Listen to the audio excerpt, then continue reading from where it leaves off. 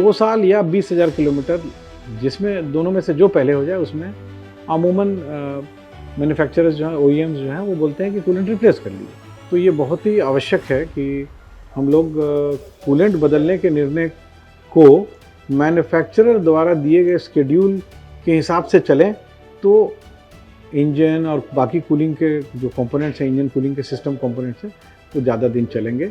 इसलिए मेरा ये सजेशन है हमारे सभी दर्शकों को कि कूलेंट रिप्लेस करना एज़ पर शेड्यूल फॉलो करना चाहिए। इसका कोई इमीडिएट इफेक्ट नहीं दिखता है, बट इसका लॉन्ग टर्म इफेक्ट है आपके इंजन की लाइफ को बढ़ाने। मिक्सअप ऑटो पर आज बात होगी कूलेंट की, और बातचीत करने के लिए हमारे साथ ऑटो एक्सपर्ट अशोक प्रियदर्शी जी। बहुत बहुत स्वागत है अशोक जी। कूलेंट के बारे में विस्तार से चर्चा करेंगे और बताएंगे।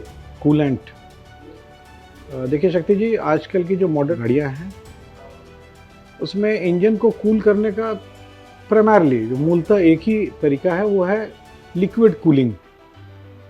कुछ गाड़ियों में, या अगर आप छोटे बाइक्स में, स्कूटर्स में देखें, तो उसमें कोई लिक्विड कूलिंग नहीं होती, एयर कूलिंग होती है।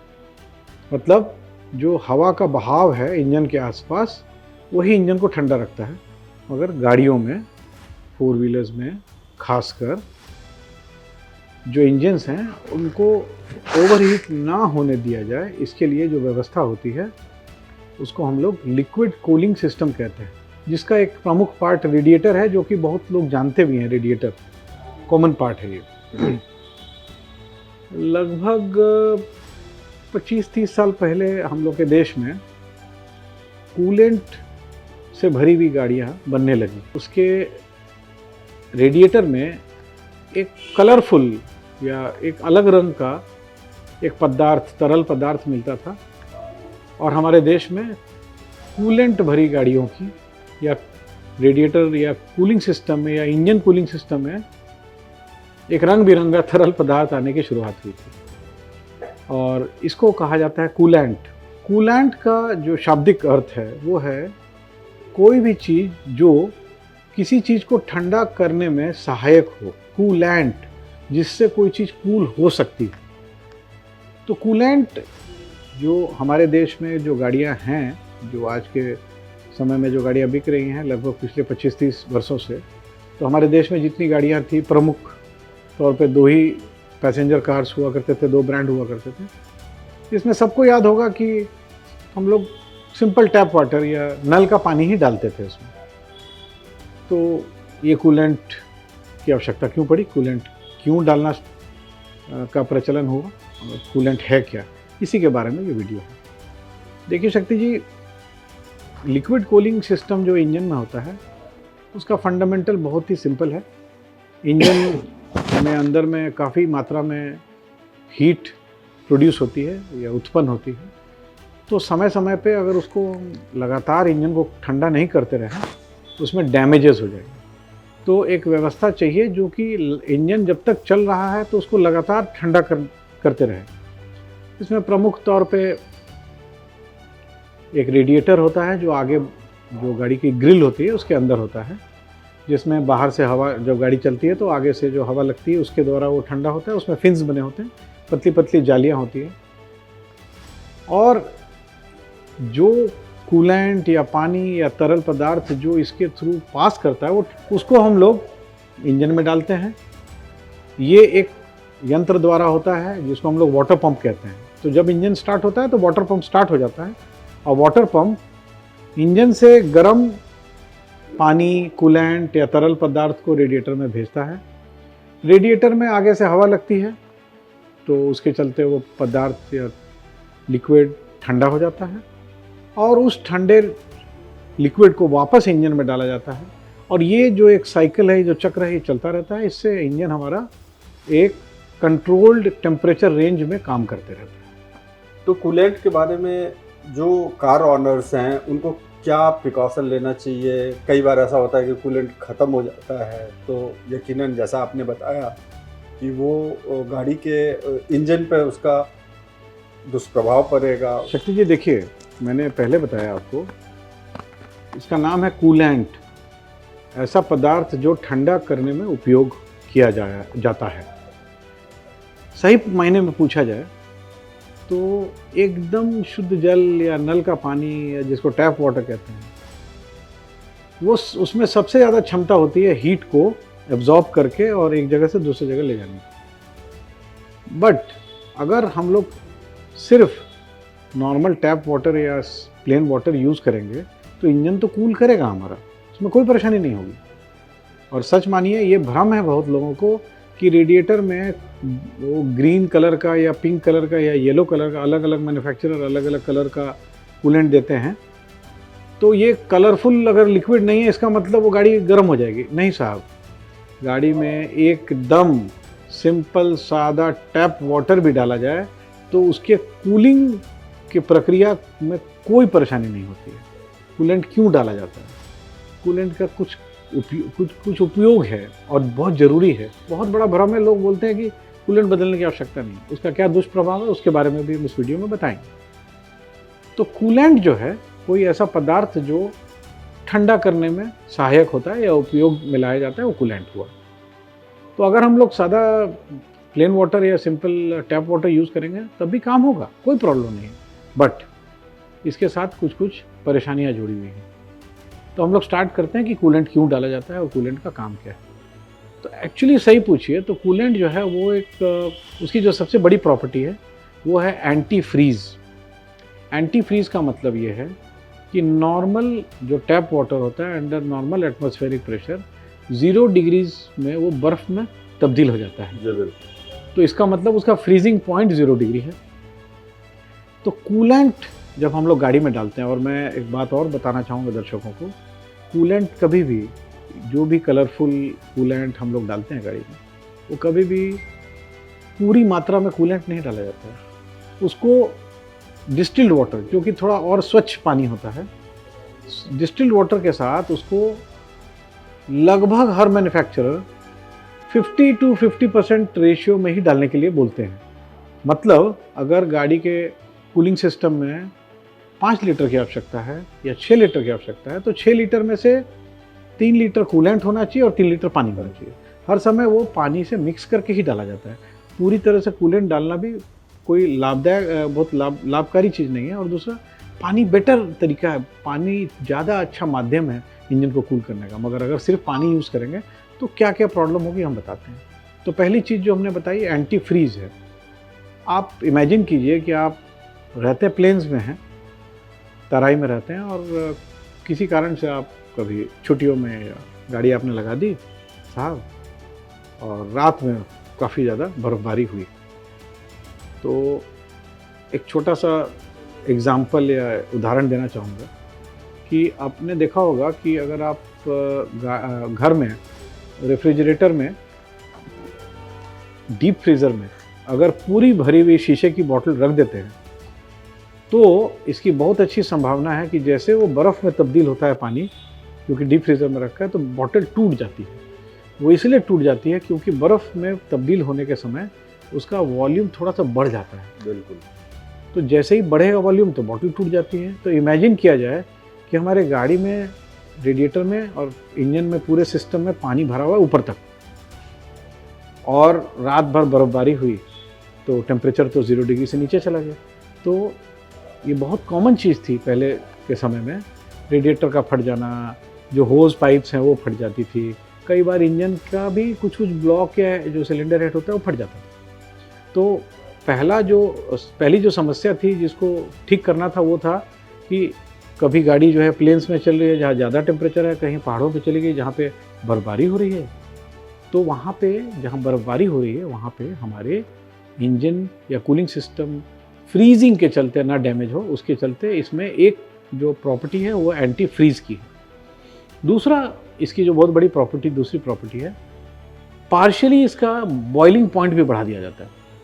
जैसे 0 डिग्री में under normal pressure, atmospheric pressure 0 degree में पानी जम जाता है, बर्फ़ में बदल जाता है, उसी तरह से 100 डिग्री पे वो बॉयल भी करने लगता है, उबलने लगता है।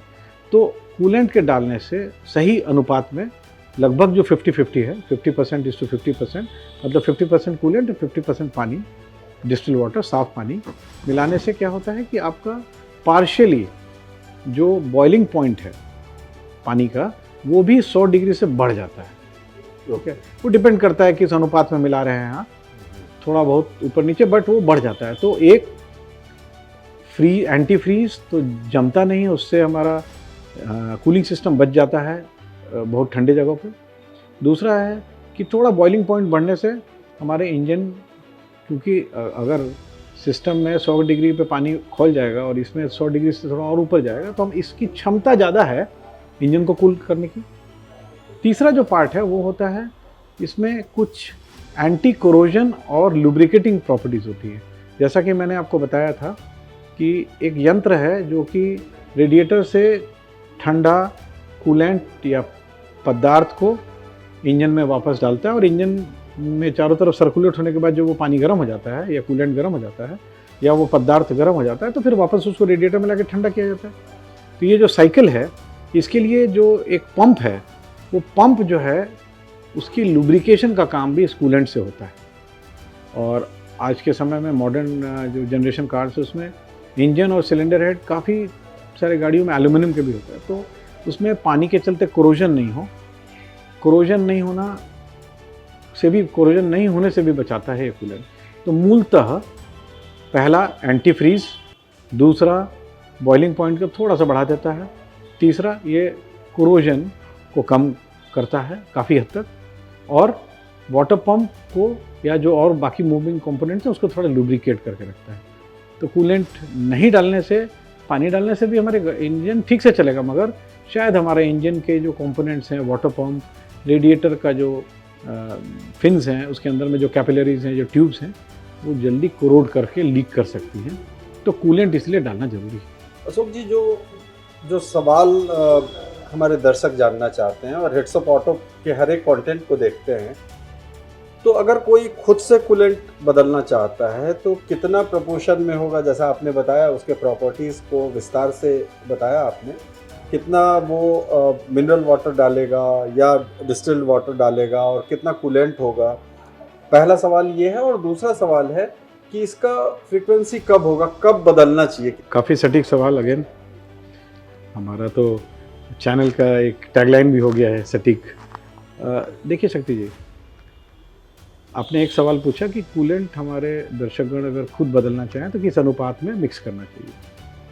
अनुपात मूलतः 50-50 होता है। कुछ मैन्युफैक्चरर में ये 50% कूलेंट से कम भी होता है। कुछ मैन्युफैक्चरर बोलते हैं कि मे बी 25% या 30% कूलेंट डालें और बाकी उसको डिस्टिल वाटर से मिक्स करके टॉप अप करें। इसमें मैं एक बात बोलना चाहूँगा, अभी की जो मॉडर्न जनरेशन कार्स हैं उसमें कूलेंट एक यूज़र या एक कस्टमर को या एक ड्राइवर को खुद बदलना बहुत आसान नहीं है, और दूसरा थोड़ा सेफ़ भी नहीं है। क्यों सेफ़ नहीं है? क्योंकि इसमें जो कूलिंग सिस्टम होता है वो प्रेशराइज्ड होता है, तो ऐसा ना हो कि वो गरम कूलेंट से आपको कुछ हानि हो, आपके शरीर में जलने की भी संभावना है, आपके शरीर के अंग के जलने की भी संभावना है। तो मैं तो इससे आपको, अपने दर्शकगण को मना करूंगा कि ये खुद ना किया जाए। टॉप अप करना है उसके रिजर्वायर में तो आप कर सकते हैं, मगर रेडिएटर का ढक्कन एकदम सुनिश्चित करें कि जब गाड़ी पूरी ठंडी हो जाए तब खोलें, खोल के तब चेक करें, गरम गाड़ी में एकदम ना खोलें। और ये मैं इस बात से थोड़ा सा डिसएग्री करूँगा, मैं सजेस्ट नहीं करूँगा ड्राइवर्स को या ओनर्स को कि ये खुद कूलेंट बदलने की कोशिश करें। कूलेंट जिसका रंग अमूमन ज़्यादातर जो हमारे भारतवर्ष में गाड़ियाँ हैं उसमें ग्रीन कलर का आता है, कुछ मैन्युफैक्चरर्स का आप देखेंगे पिंक या रेडिश होता है, कुछ लोग येलो भी यूज़ करते हैं। अब वो डिपेंड करता है कलर मैन्युफैक्चर के हिसाब से भी, जो कूलेंट बनाने वाली कंपनी उसके हिसाब से भी। मगर कूलेंट जो बनता है वो अमूमन 2 तरह के केमिकल के मिक्सचर से बनता है। एक होता है एथिलीन और दूसरा होता है ग्लाइकॉल। तो ये एक प्रकार का कूलेंट हुआ जिसमें एथिलीन ग्लाइकॉल कॉम्बिनेशन होता है। दूसरा जो एक वैरायटी है या जो अवेलेबिलिटी है, दूसरे तरह का जो कूलेंट अवेलेबल है मार्केट में या कुछ मैन्युफैक्चरर्स बोलते हैं, वो है प्रोपिलीन ग्लाइकॉल। अब कूलेंट को, जो आपका सवाल था क्यों बदल देना चाहिए, ये देखा गया है कि कुछ समय के बाद मैन्युफैक्चरर्स इसीलिए ये रिकमेंड करते हैं कि 2 साल या 20,000 किलोमीटर, जिसमें दोनों में से जो पहले हो जाए उसमें अमूमन मैन्युफैक्चरर्स जो हैं, ओईएम्स जो हैं, वो बोलते हैं कि कूलेंट रिप्लेस कर लीजिए। इसके पीछे एक कारण है, आजकल के मॉडर्न जनरेशन जो इंजन्स हैं उसमें इतना ज़्यादा इलेक्ट्रिकल एनर्जी अलग अलग सेंसर्स द्वारा फ्लो करता है कि ऐसा पाया गया है बाय एक्सपीरियंस कि कुछ समय बाद ये एथिलीन और ग्लाइकोल जो है ना, ये दोनों केमिकल्स जो है डिसइंटीग्रेट होने लगते हैं, अलग अलग होने लगते हैं। और ये हमारा अनुभव कहता है, बहुत सी गाड़ियों में सब कुछ ठीक लगेगा, बट जैसे ही गर्मी में टेम्परेचर 42, 43, 44 डिग्री पहुँचेगा तो ये जो डिसइंटीग्रेशन हुआ है उसमें एथिलीन और ग्लाइकोल अलग अलग कुछ हिस्सों में बढ़ जाता है या डिसइंटीग्रेट हो जाता है। ये बेसिकली करंट फ्लो के चलते होता है। तो रेडिएटर के जो कैपिलरीज हैं, जो अंदर की जो पाइप्स हैं पतली पतली, जिससे काफ़ी हद तक हीट एक्सचेंज होता है, बट जैसे ही 42-43 डिग्री टेम्परेचर पहुंचा तो एयर कंडीशनर काम करना बंद कर दिया, बीच बीच में बंद हो जाता है या गाड़ी ओवरहीट करने लगती है। वो इसलिए होता है क्योंकि अगर समय पर कूलेंट हम नहीं रिप्लेस करते आए हैं तो ये जो एथिलीन और ग्लाइकोल या प्रोपिलीन और ग्लाइकोल जो अलग अलग होते हैं, इसमें ये जा करके धीरे धीरे आपके रेडिएटर या दूसरे कंपोनेंट्स में जा करके जैम करने लगते हैं, क्लॉग होने लगते हैं, जिसकी वजह से जो प्रॉपर हीट एक्सचेंज है वो नहीं हो पाता है। इसलिए मेरा ये सजेशन है हमारे सभी दर्शकों को कि कूलेंट रिप्लेस करना एज पर शेड्यूल फॉलो करना चाहिए। इसका कोई इमीडिएट इफेक्ट नहीं दिखता है, बट इसका लॉन्ग टर्म इफेक्ट है। कूलेंट समय पर नहीं बदला गया तो इसका असर क्या होगा? जैसा मैंने आपको बताया 3-4 प्रॉपर्टीज़ हैं, उसमें से एक बहुत बड़ी प्रॉपर्टी है lubrication of water pump and anti corrosion. तो अगर आप नहीं रिप्लेस करेंगे, उसका केमिकल डिसइंटीग्रेशन होगा, उसकी प्रॉपर्टीज़ जो हैं वो उसकी एफिकेसी या उसका इफेक्टिवनेस कम हो जाएगी। तो हो सकता है इंजन में काफ़ी कंपोनेंट्स में रस्ट या कोरोजन स्टार्ट हो जाए, रेडिएटर जो है वो धीरे धीरे क्लॉग कर जाए और वाटर पंप जो प्रीमेच्योर फेलियर हो जाएगा। तो कूलेंट को समय पर रिप्लेस करना, मैंने तो अभी भी मैं बोल रहा हूँ कि सबसे अच्छा जो माध्यम है वो पानी ही है, बट सिर्फ पानी का इस्तेमाल करने से या सिर्फ जो टैप वाटर का इस्तेमाल करने से और भी चीज़ें प्रभावित होती हैं। इसीलिए इतना रिसर्च करके एक ये पदार्थ बनाया गया जिसको हम लोग कूलेंट कहते हैं। तो इसको समय पे रिप्लेस कर लेना चाहिए, इसमें कोई नुकसान नहीं है। लॉन्ग टर्म ये हमारे दर्शकों के लिए लाभकारी ही साबित होगा। बहुत धन्यवाद अशोक जी। हमारे ऑटो एक्सपर्ट अशोक जी विस्तार से बताते हुए कूलेंट के बारे में। तो हमने जो वादा किया था अपने दर्शकों से कि कूलेंट के बारे में विस्तार से दर्शकों को बताया जाएगा, हमने इस एपिसोड में उसको बताया है। अगले एपिसोड में फिर किसी नए विषय पर बात होगी और सटीक जानकारी दी जाएगी। हेड्सअप ऑटो को अब तक अगर आपने सब्सक्राइब नहीं किया है तो सब्सक्राइब कर लीजिए। आपका कोई सवाल है तो ज़रूर से आप अपने सवाल को हमारे प्लेटफॉर्म पे दें। बेल आइकन दबाना ना भूलें और फेसबुक और इंस्टाग्राम पर भी फॉलो करें। बहुत बहुत धन्यवाद।